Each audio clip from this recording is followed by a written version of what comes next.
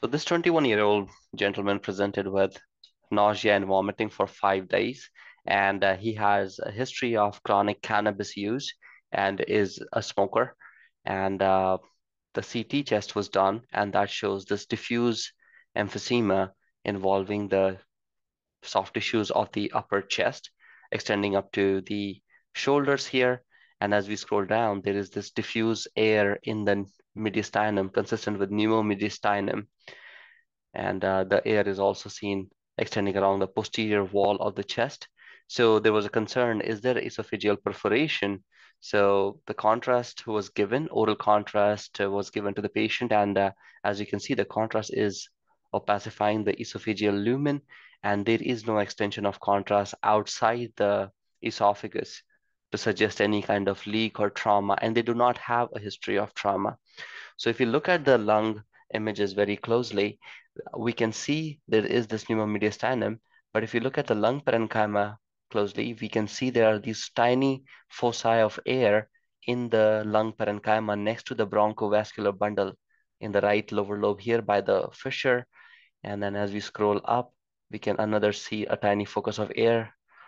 And on the left side also, we can see the air tracking along the pleura here and small amount of foci of air again here along the bronchovascular bundle right here as well.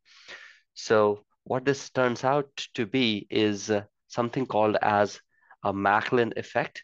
So Macklin effect is essentially pneumomediastinum that is caused by alveolar rupture and pulmonary interstitial edema. So for whatever reason, if the patient has increased pressure in the alveoli that can be secondary to smoking, or there was a case in which a baby was trying to blow up balloons all day, and that increased the alveolar pressure. They tend to have small amount of air that leaks into the interstitium of the lung. It causes uh, pulmonary interstitial emphysema, and as this volume builds up, that air starts tracking along the mediastinum, along the bronchovascular bundle medially, and laterally it extends into the soft tissues of the chest wall. So this particular phenomena is called Macklin effect.